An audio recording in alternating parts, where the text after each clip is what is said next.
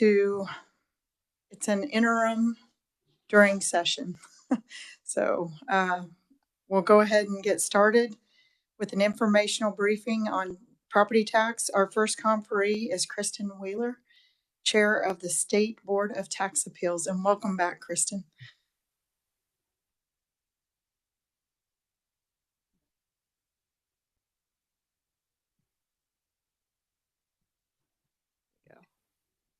All right, can you hear me now? Thank you, Madam Chair. Members of the committee, it's good to be with you this afternoon, and thank you for graciously accommodating my schedule in this. We did prepare a memorandum that we sent to the committee around March 15th, I believe, so I'm hoping that you all have had an opportunity to see that. We sent that with a couple of Excel spreadsheets, which I have not printed off because I can't figure out how to print those things and make them look right. So, and one of them I tried and it was 2,000 pages. I didn't think anybody wanted that. We've pulled together some raw data for you all to look at in considering the types of appeals that are being filed with BOTA in the last few years, and the number of appeals that have been filed in those years so that you can look at rough trends. Like I said, this is raw data. It's not necessarily meant to be indicative of any particular thing. And with raw data, of course, there are always different ways of interpreting that data. But when we looked at overall number of appeals filed from 2017 to 2021 in both our small claims and regular divisions, that number was relatively consistent. Through 2017, 2018, and 19, we had between 4,400 and 4,700 total appeals of evaluation nature in those years. That jumped up to 5,400 appeals in 2020, and then went back down to about 4,400 appeals in 2021. We don't have complete numbers for 2022 yet, as we're just right about the time of year where the appeals are going to start rolling in for the 2022 tax year. Top 10 counties per number of valuation appeals since January 1 of 2017 are Johnson, Morris, Sedgwick, Wyandotte, Shawnee, Douglas, Butler, Neosho, Saline, and Leavenworth. Morris is a little bit of an anomaly. The number of their appeals is really being driven by a particular type of property they have there around a lake with a number of residences on it. That's an unusual situation. So I think that it's a bit of an outlier in terms of being on this top 10 list, but generally you would expect that the more populous counties would have more valuation appeals, more residences, more appeals. We've looked at the highest number of cases by land use code. These land use codes are codes that are supplied to us by the counties. So we do not select these land use codes or have any role in how the county codes the property. But if you look since January 1, 2017, the largest number by type of appeal are single family residences. 7,800 appeals since January 1 of 2017. Now, again, because this is raw data, I would caution against a conclusion that we have 7,900 residential appeals and no commercial appeals, because that commercial category is going to be broken down into a lot of different sub pieces. For example, you've got a general commercial category, but you've also got categories for golf courses, department stores, farming, ranch land, which in some cases might be a commercial use, general apartment complexes, general office buildings. So all of those may fall into that bigger commercial category, but you're not going to see a total number there for commercial because it's subcategorized, whereas residential, everything is going to fall into that one big category. We've noted that some counties generate, let me back up here and say, if you assumed a one-to-one relationship between number of parcels of property in a county and number of appeals, you would expect that our largest counties by population would have the most appeals. We've noted in our memorandum to you some anomalies there, where some counties that do not have the largest percentage of parcels in the state are generating more appeals for BOTA than might be expected. As I said, this is raw data. We're not intending to suggest a particular reason for that, but it is information that is there for the committee's disposal if you're interested in that. In number of total case filings per fiscal year, we have given you the breakdown of all 11 categories of cases that we generally track. The majority of your valuation appeals are going to fall within either the equalization or protest category. The major difference between an equalization and an appeal and a protest is that an equalization appeal is filed before those taxes are paid. A protest matter is filed after when taxes are paid under protest. But the same issues can arise in both. As you can see, the numbers have remained relatively steady since fiscal year 2015.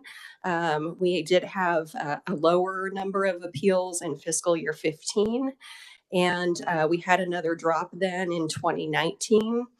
But otherwise fairly consistent numbers between 2,000 and 2,500 appeals of an equalization variety per year, and much fewer protest matters. We gave you a little bit of information on illegal levy protests as that relates to some other matters that this committee has been discussing. If you all have questions about that today, I'd be happy to answer them, but I think that is maybe not the focus of this particular briefing, so I don't want to belabor that. But I do want to just briefly mention, in terms of how the board decides cases, every appeal that comes to the board is decided on a case-by-case basis. And that is true regardless of what particular issue is raised, whether it's a commercial appeal, a residential evaluation, a classification dispute. It's all on a case-by-case basis. So the board, in terms of data, we really don't track trends. For example, we don't look to see whether Wyandotte County has increased an average of 20% on its residential valuations versus Johnson, which has only done 15. We don't aggregate that type of data. We simply track the number of cases that we hear and the type of case. But because we consider each case individually, we don't compare across counties that way. PVD, Property Valuation Division of the Department of Revenue, may track that. They do an annual sales validation study to try to track uniformity of values across the state that compares the prices of properties that actually sold with values that are applied in the county to see if they are within a certain ratio that the PVD sets as being appropriate. So if that is data that the committee is interested in seeing, the committee may want to ask PVD if what they are able to provide. With that, I think that I have given a pretty high-level overview of everything that was in our memorandum. I would be happy to stand for specific questions that the committee might have. Thank you. I appreciate the information you gave us in that spreadsheet. It's very telling. I apologize that we haven't asked this sooner of the Board of Tax Appeals, but to give you a little bit of history, one of my family members was digging into their property tax, and they were very upset because there were inconsistencies across counties for different classifications of land. And so I think that the committee needs to delve into this much deeper. Committee, any questions? None. Okay. I would ask, you said that there's no comparisons across counties. That I understand that you guys wouldn't do it, that you would look at a case by case basis, but I think that those trends do need to be studied, because in our Constitution, it is supposed to be across the state, not on a county by county basis. And Senator Tyson, I don't disagree with you at all that would be an interesting trend to track. In terms of how that information comes to the board, we're only seeing cases if a particular protest or appeal is filed with us. So if it's just something that a taxpayer is noticing on their own personal valuation, but a case is never filed, we would not have that information to know whether a certain piece of property is being classified as an agricultural use in Morris versus a commercial use in Lyon County. So, we're receiving a limited subset of data sort of as it filters up to us. Likewise, if those cases are resolved at an informal level within the county, we aren't privy to that information. So we are only seeing the small subset of things that are specifically appealed to us, which I think makes it difficult for us to know exactly how every single county is considering something. That's we only consider cases that are appealed directly to us. So we are not actively going out and asking counties how they treat different pieces of property. Senator Solomon. Thank you, Madam Chair. Why are you limited on that information? Just information free, freedom of information. Why are you limited to that information to resolve those cases? It's just the nature of the process, I think. Just like if you compare this, for example, to a case that was filed in a district court, the judge in that case would only be looking at the information that was filed, in particular in that case, the pleadings, the evidence presented by the parties. In very limited circumstances, and probably only at the request of the parties, would that judge be going out and doing personal research and looking for other things that might affect the outcome of that case. And that's really how the board is considering its appeals. Thank you, Madam Chair. But as Madam Chair indicated, it's an issue that should be adjusted across the state. You can't look at this as a criminal issue. It's a valuation process. So you got to have the information available in a broad section so you can make the best determination. And Senator Sulentrop, the board is the State Board of Equalization, but the board doesn't sua sponte handle cases. So the board would only look at sort of a broader equalization issue if a particular case were filed by a taxpayer saying that I don't think Leavenworth County followed appropriate procedures in setting its mill levy. That might be something that would come to us. Or I don't think Johnson County is treating all types of residential properties similarly. That type of challenge would be made to us, but we would not generate on an automatic basis a review of how a particular county is valuing particular types of properties. And I would also note, when I say I agree with Senator Tyson, I am not suggesting that the board itself sets any particular type of tax policy. That is all in your domain. So we only have jurisdiction over the matters that are specifically delineated to us by statute. And that requires a particular case or controversy to be brought to the board. So we really have to have an active case that is filed by a particular taxpayer to look into a matter. Thank you. I'm going to deviate a little bit. The valuation process, I feel like, is broken. We get taxpayers that will talk to their local appraiser, and then they could get a different answer from PVD. And it's supposed to be similar across the state. How far behind are you? Well, so I'll just put that out there for just a statement, but how far behind are you guys on cases? That is a concern for us, that we need to look at maybe some way in assisting, being able to expedite the process. I know they said online will help it, but it seems to me the cases are going to get much, much worse because of the valuation increases this year. I agree that we have been seeing more residential appeals, and I'm trying, if you will bear with me a minute, as I have that spreadsheet, I believe, somewhere in here, but it wasn't at the top of my materials. In terms of our case closure rates.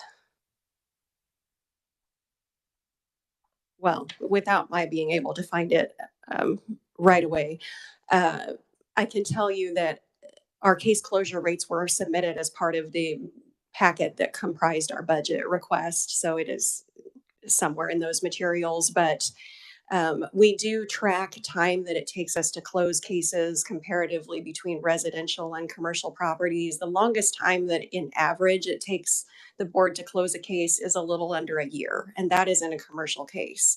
I think that the numbers on average time to close a residential case was around 180 days.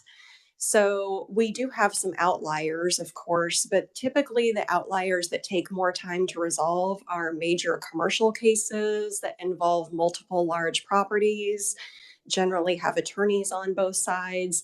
Sometimes we have cases that involve matters from PVD that are related to sales tax or particular kinds of unique valuations.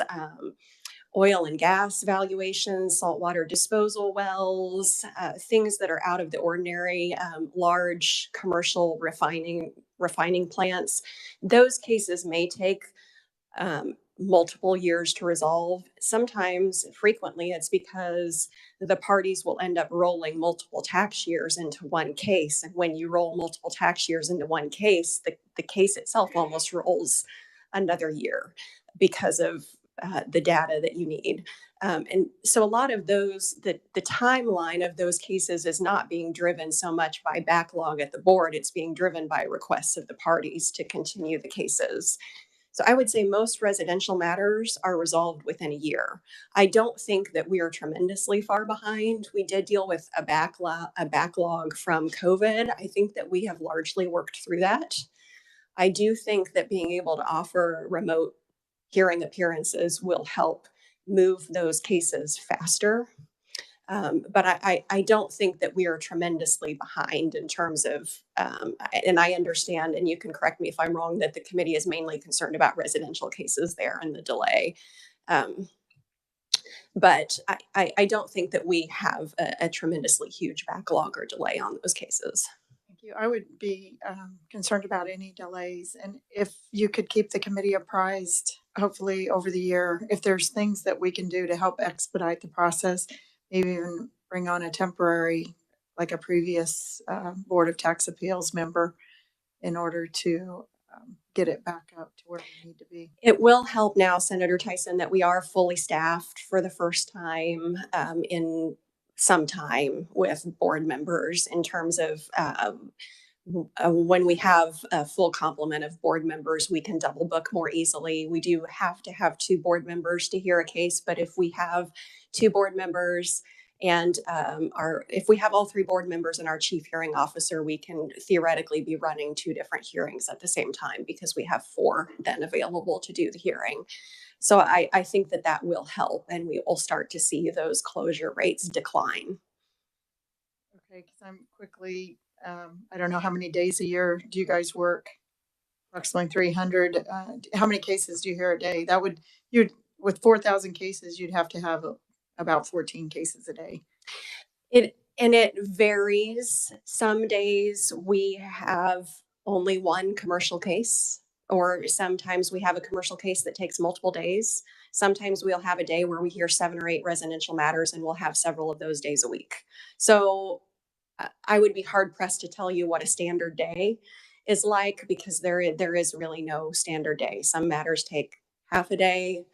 Some matters take multiple days. We've had matters scheduled for a week or more that is just 1 commercial matter. But the residential matters are the ones where we do hear 7 or 8 cases a day. Thank you. Committee, any other questions? Thank you, Kristin. Hopefully we can work with you guys. We want this to be the best process possible. And I thank you for all the data and the information. I'm actually glad it is raw data. I'd rather see the raw data. So thank you, Madam Chair. And as I said, we appreciate the opportunity. We're happy to provide any data the committee requires. We were doing our best to give you everything we thought you might be interested in this go round. But if it's not, we would be happy to provide any other information. Thank you. All right. Thank you all. Committee, next up is Gerald Kemmer, CEO and General Manager of Pride Ag Resources. I think Gerald's online. Madam, in all due respect, I would like to have our attorney, Mark Cleaver, go first, and then I can fill in the gaps. That would be fine.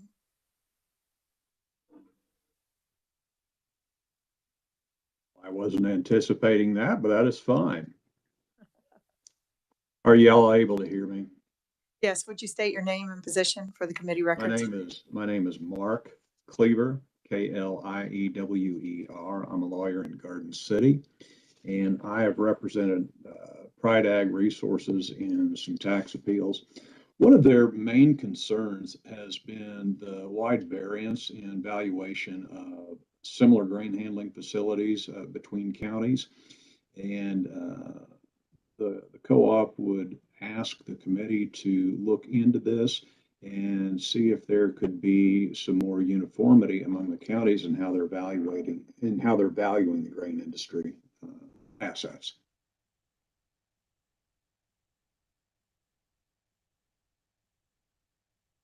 Thank you, Mark. Did you have anything else? I will have a little bit more later, speaking on behalf of the ethanol industry. But this has been a matter of classification for the grain industry as far as classifying machinery and equipment. And as Mr. Kimmer, I believe, will probably testify, they have facilities in 5 different counties and a number of similar facilities, and all being valued considerably differently.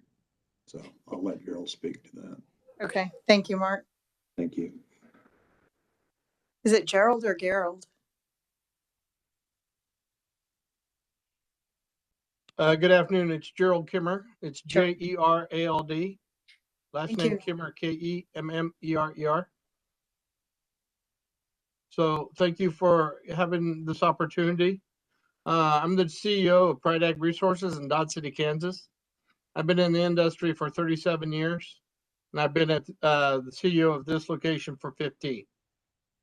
I guess, as Mark alluded to, that we operate in 6 different counties, same assets, and some of those assets are being charged as much as 400% increase, and we have others that are charged 100 to 200.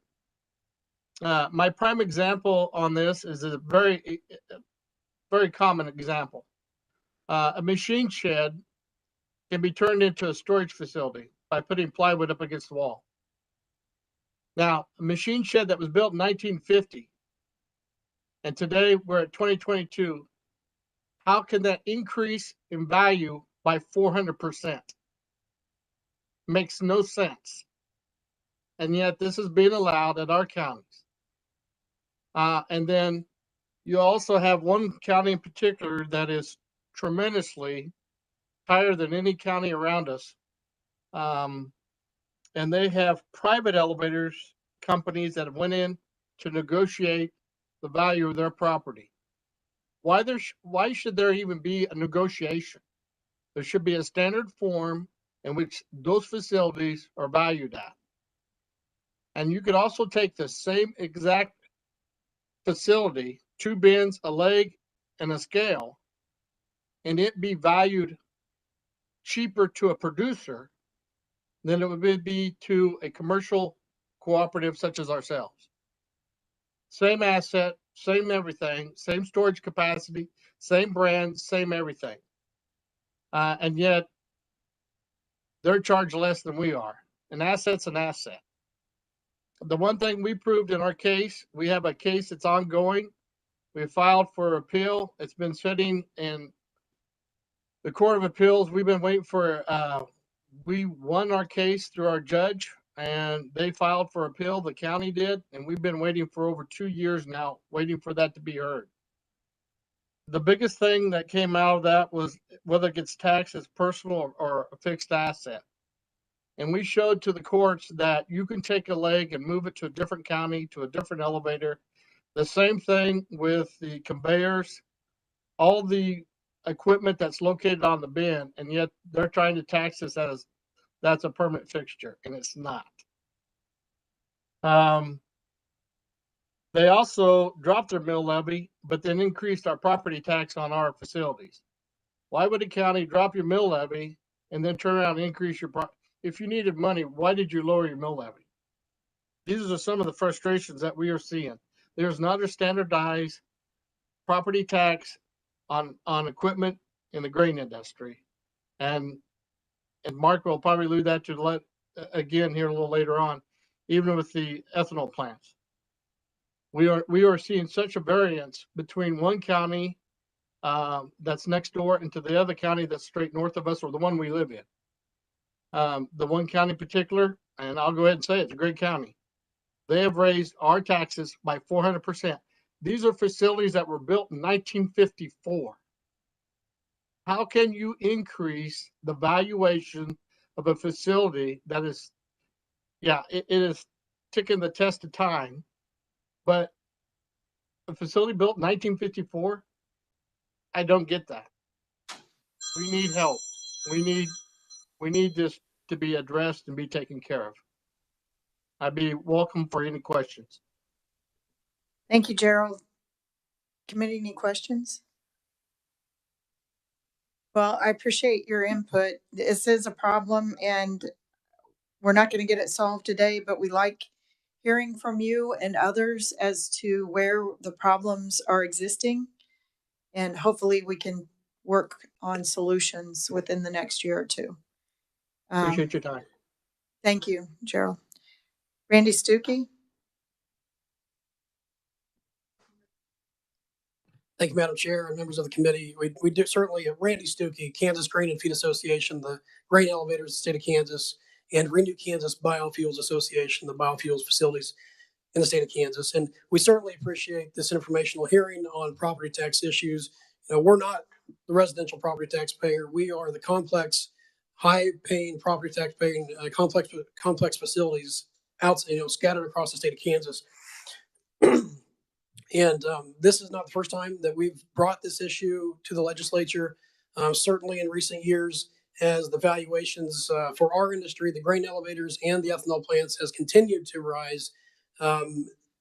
They are two different industries, and they have separate issues that both Gerald and Mr. Cliver will talk about. But for the grain industry, we have one conferee today. We had others that wanted to be here, but they have an audience with Senator Moran right now as we speak, so they could not be here today. That shouldn't take away from the importance of this issue to their facilities. I do want to say that we appreciate PVD working with us on. We do have a grain industry specific appraisal valuation guide that the PVD, Property Valuation Division for Revenue, has worked with the industry on updating. Over the years, we would encourage the body to direct the PVD then and encourage them to continue to work with us on what we see are continual needed updates in order to get us to where we need to be, so that we do have that one standard across the state to which these facilities are valued. For the ethanol folks, both the grain elevator industry and the ethanol biofuel facilities, oftentimes across the state, are the largest property taxpayer in the county. They sit at the end of the street or the end of the edge of town, and they're seen and high in the sky as the large commercial entity in that community. They're good community stewards. They employ hundreds of people and pay collectively millions in property taxes across the state every year. These are good community stewards. They want to play their part. Unfortunately, in the ethanol industry, what we have is an issue that we thought was settled in 2014 when the legislature passed some legislation to clarify the fixtures test, that which determines if a piece of machinery and equipment is classified appropriately as a fixture to the realty or as a non-taxable piece of machinery and equipment, which is enjoyed by all complex properties and all industries, except apparently for the ethanol industry. And we have, as an industry, gone through time and again, county to county, before BOTA and through the district court, and threatened even to the Court of Appeals on this very issue that needs legislative oversight, because it's costing the industry dearly on these appeals. These are very expensive appeals that, through both the appeal process and the attorney's fees to handle these appeals, is incredibly costly. And so we would ask for one of two things. One, either the legislature direct PVD to adopt an ethanol industry property valuation guide, such as they have for the grain industry and the feed yard industry, or pass what was also passed in 2014, specifically for the cement manufacturing industry, which is a specific list of the property that is used by the machinery, the cement manufacturing industry.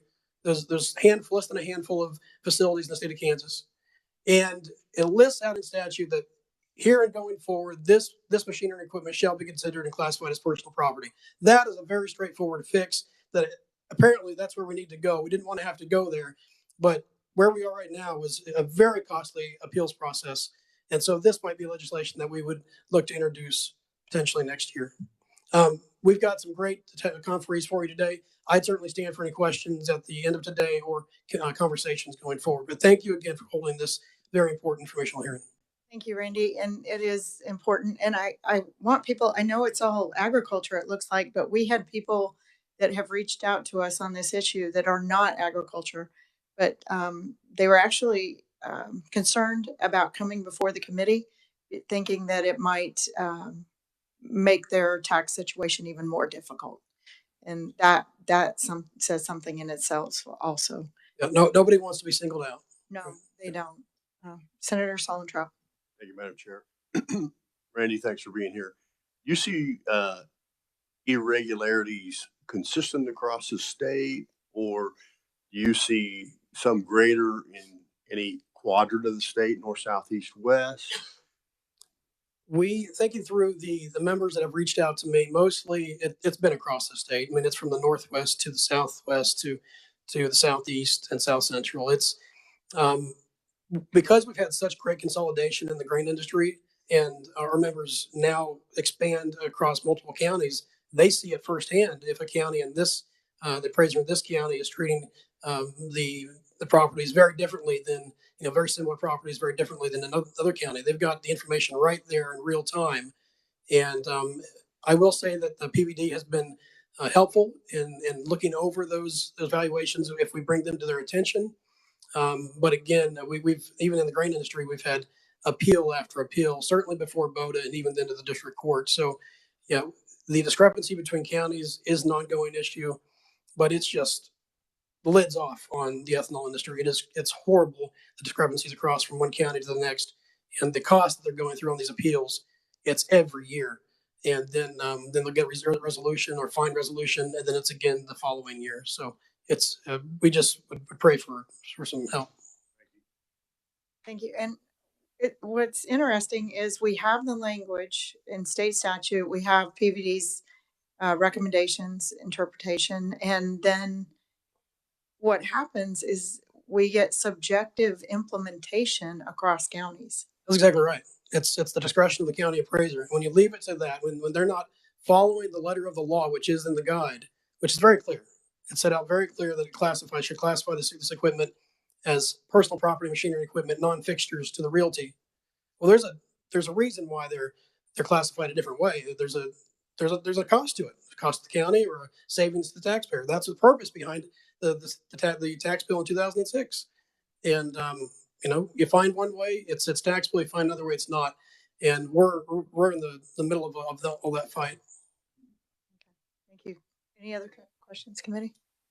Thank you, Randy. Thank you very much.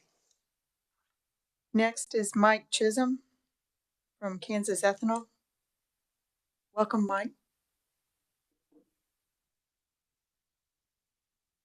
Thank you, Madam Chair. Members of the committee, thank you today for allowing me the opportunity to speak. Kansas Ethanol is an ethanol facility, biorefining facility in Rice County, and we produce about 66 million gallons of fuel-grade ethanol each year and about 14 million gallons of pharmaceutical-grade ethanol. Wet distillers, dry distillers, I'm sure you guys are familiar with our various products that we make.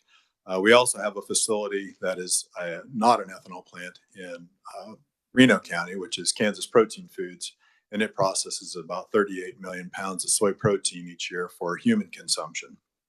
And between our two facilities, we employ about 115 people directly.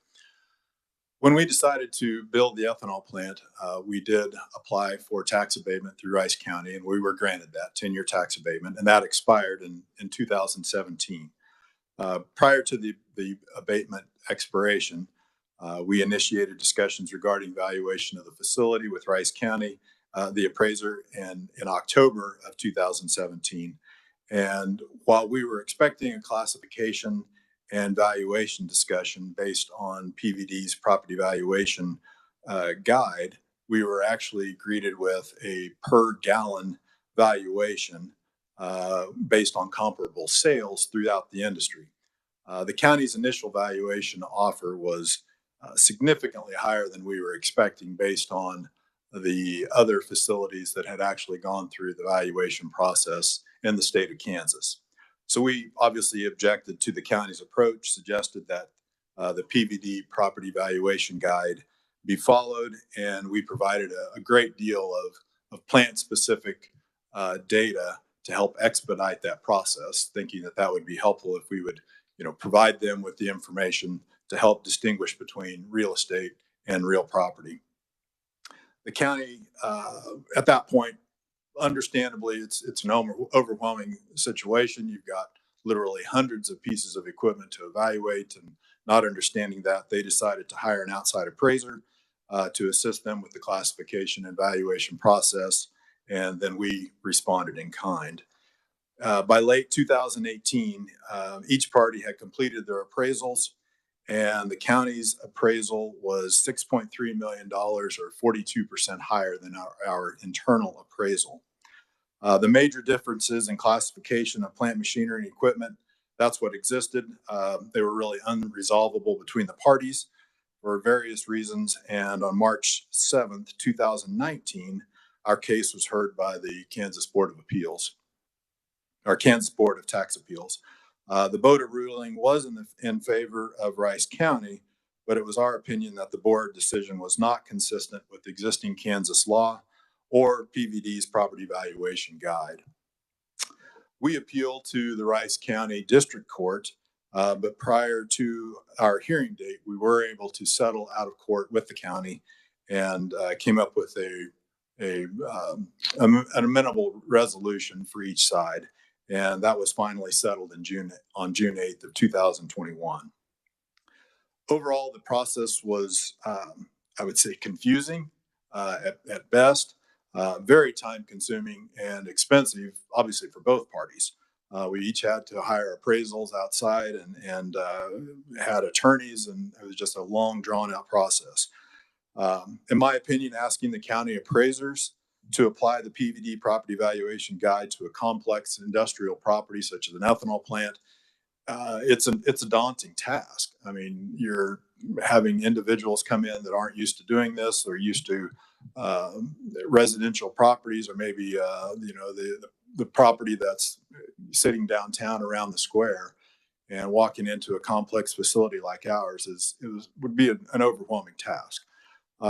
As a result of this, and I don't think we're unique, I think we're seeing that each of the ethanol plants in the state have been treated differently. And quite frankly, we don't know what to expect in the future.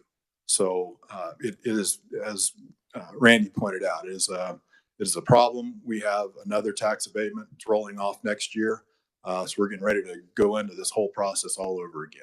So we are hoping that we can obviously change things. So we're asking that we have asked PVD to work with our industry to adopt a property valuation guide for our industry, similar to the guides that have been adopted for the grain industry and feed yards. In addition, the classification of machinery and equipment in our industry should be treated equitably with other industries, such as the cement manufacturing industry, where the property classification is specifically provided in Kansas statute. At Kansas Ethanol, we welcome the opportunities to support the community. We are freely willing to pay our our share of property taxes, but the process to arrive at a fair value needs to be uniform, it needs to be equitable, it needs to be predictable. The current property valuation process for the biofuel industry in our state is broken. It has led to costly and lengthy appeals across the state.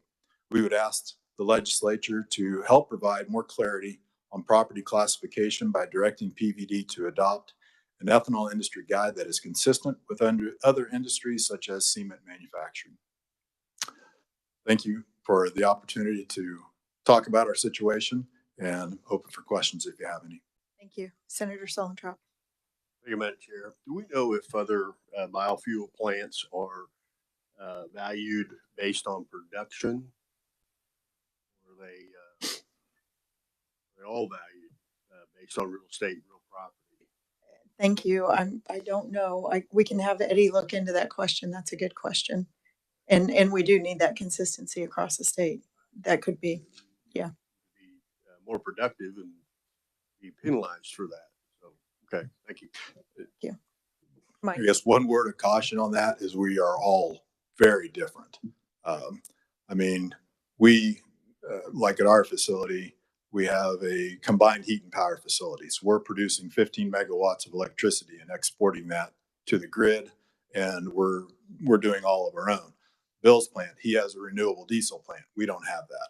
So even though, yes, we're all ethanol plants, each of us have done unique things to try and differentiate ourselves in the marketplace. So, I mean, you could go that way, but I think you'd end up with inequities in that approach as well. Senator Solontrop. Thank you, Madam Chair. I was not advocating that. I was Just asking. actually making a point that we should refer to real estate and real property. Sounds like we're on the same side. Okay, just want to clarify that. Thank you. Very good. Thank you. Next is Bill Pratt, East Kansas Agri Energy. Welcome. Thank you, Senator Tyson. Thanks, members of this committee. I'm Bill Proct. I'm CEO of East Kansas Agri Energy, located in Garnett, Kansas, Anderson County, and southeast portion of the state. This year, I'm also the chairman of Renew Kansas. Bill, I should have got your name right of all names. You certainly should have. So it's good to see I'll give you one pass today. Thank Good you. to see you again. So I am in Senator Tyson's district, so our plan is as well. So I've been chairman of the board of our company for 20 years, and I've been the CEO the last 4 years. So I've been in the ethanol industry quite some time. We, like Mike said, we have 50 jobs in our facility, produce 50 million gallons of ethanol, over 200,000 tons of distillers grains. And we also have a small renewable diesel plant that produces 4 million gallons of renewable diesel a year. One thing that's interesting, we affect in eastern Kansas, we're the only plant in southeast Kansas. We affect the price of grain in many, many counties surrounding us. We affect every livestock producer, I would say, from Topeka to the Oklahoma line, as we sell distillers grains in Oklahoma as well. So we cover a lot of area. We add a lot of value to our growing crops of our 17 million bushel of corn that we process on an annual basis. So we also have a 10-year tax abatement that was up in 2015. And so we went through the process of getting our plant, the appraisal done on our plant. I might add that Anderson County has had 3 appraisers in the last 10 years. So none of them with experience in the ethanol industry, none of them in experience of appraising a facility such as ours. So they certainly need guidance, and the PVD has guidance. And but sometimes we know these appraisers ask PVD for their help because they need to be asking them. We do not think they get the proper guidance from PVD on how a plant should be done. We have 13 ethanol plants in 12 different counties in Kansas. None of them are done the same, and that shouldn't be. I own a small grain elevator too. There's grain elevators in every county in Kansas, and so we could see differences in that. The ethanol industry, relatively new. All of our plants were basically the same age, basically the same design. They certainly should be taxed on a same basis. So we need to have those guides followed. We need the PVD to encourage the county appraiser to follow the guide. But PVD has to be able to tell them, we're going to help you follow that guide. That's what we would like to see as we go forward here. So we have been before the Board of Tax Appeals. Again, did not think we got a fair ruling from the Board of Tax Appeals, took our case to our district court, And our district judge actually added things back on to our property tax valuation that the Board of Tax Appeals did not even put on. So then we're in a decision, do we go to the appellate court or not? And we chose not to, and we settled for the 2 years in question, and then turned back around, and now we're scheduled to be going before the Board of Tax Appeals again. So different members of the Board of Tax Appeals, we would like to see some clarity in the classification issue. And, that's our reason for going. It needs to happen. Our industry needs to see that clarity as we go forward. I think on a valuation portion of it, probably none of us would quibble too much at the valuations we've seen. It's just the classification has to be correct. And it shouldn't be that hard to get 13 plants classified correctly. That's what we're hoping to see here. So, we have even went so far as to help the PVD create a known guide for the ethanol industry, which was really close to being adopted, but then it wasn't. And so where we'd worked together, I'd like to think that we could work together again and create a proper guide for this industry. And then the thing that has to happen, that guide needs to be followed. And that's what we're asking for. It's a pretty simple ask, I think. And as a taxpayer, that's what everybody wants to do, is just to be, to be treated fairly on an equitable basis. And that's our big ask here. We believe it's clear as what the guides are today, but if we need to have a separate guide for the ethanol industry because of the 13 plants, we could have a separate guide, because it's not like there's 100 grain elevators there to be that are different age and that. It's very similar, and shouldn't be that big of a hill to do. So again, we've spent money for one Board of Tax Appeals. We've spent money to the district court, and we're going to do it again to a Board of Tax Appeals second time around. So our ask is just that the PVD should be help create this new guide if necessary, and we'd love to assist them, and then hope that we can get down the right path. So I'd be open for questions. Thank you, Bill. Any questions? I don't see any. I would say what's going to be the decision between this body is the fact that we've got a problem with the valuations, and how do we fix that? Do we take it by industry? Do we take an overall approach? I think that's something that's going to happen over the summer in the interim to take a look at. I could see that being a problem to do it into, each industry. The overall guide, I think if implemented right, we could probably get through that in our industry. Mm-hmm. The problem here is somebody looks at a big fermenter that is certainly part of the process, that we can't make ethanol without fermenters, that they say, well, you're not going to cut that tank up. It's, the best use for that is in an ethanol plant, but still it's part of the process. And that line right there, part of the process, is the one that makes our case compelling, because we've got many things that are part of the process that without them, we can't build an ethanol plant. And even our district court judge stated in his ruling, if those pieces of equipment were not there, you couldn't run an ethanol plant. So that tells you it's part of the process. Yeah. So thank you, Bill. Thank you. I always compare it somewhat to the washer and the dryer when you buy the house. You don't have to put a washer and dryer in. It shouldn't be part of your property taxes. So it's kind of what you're talking about, the equipment for the. Exactly. Yep. Thank you, Bill. Mark Clyer. Mark, are you still with us? Yes, yes, I am. Oh, great. Thank you. Thank you. I'll give just a little background. I'm a lawyer out in Garden City, and I've represented 4 different ethanol plants in the state regarding property tax matters. And as you've heard from Randy and Mike and Bill, there has been a great deal of money spent simply attempting to have proper classifications for tax purposes. You mentioned, Senator Tyson, that your concern of your committee is valuation matters.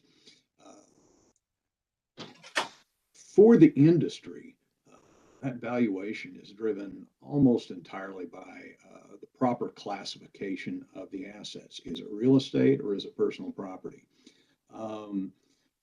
Bill made a good point, is that the valuations that counties and various fee appraisers are coming up with are reasonably close.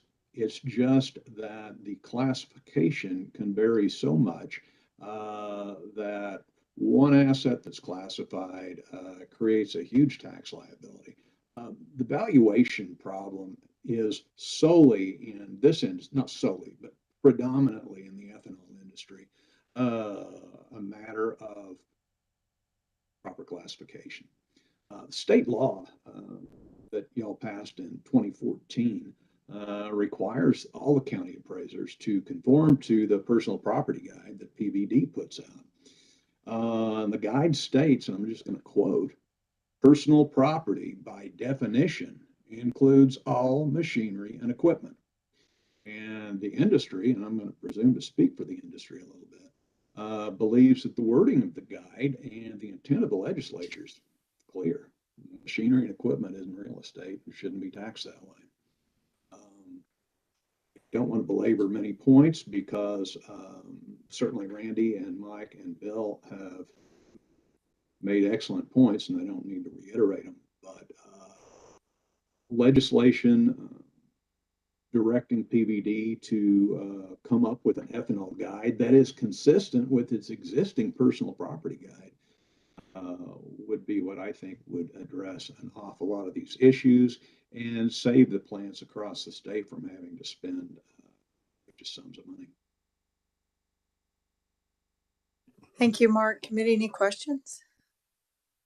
And I guess I should be a little bit clearer when I was saying the valuations. If we don't get the classification right, we're not going to get the valuation right. So to me, it kind of goes hand in hand, but you are correct to be clear on that. I've got a prime example of two buildings side by side. They were both used for the same purpose. One of them got converted into offices. The other is still a restaurant. They are side by side, almost the exact same building. And believe me, their valuation and their property taxes are not the same. So Kansas needs to get wiser.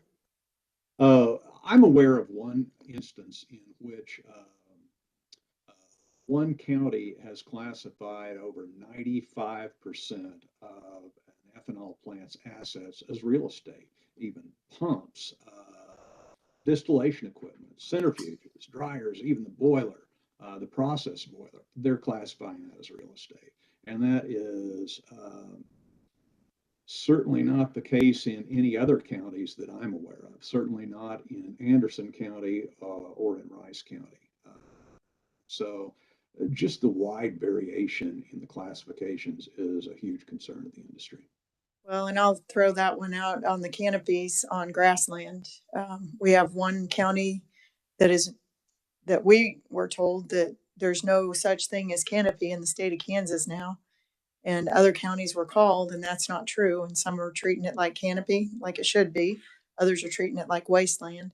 So the interpretation of the classifications too is, like I said, this is something that's not going to get solved in one meeting, but we are kicking it off so that we're aware of it and can start dealing with it next session. Thank you, Mark. Next up, Nick.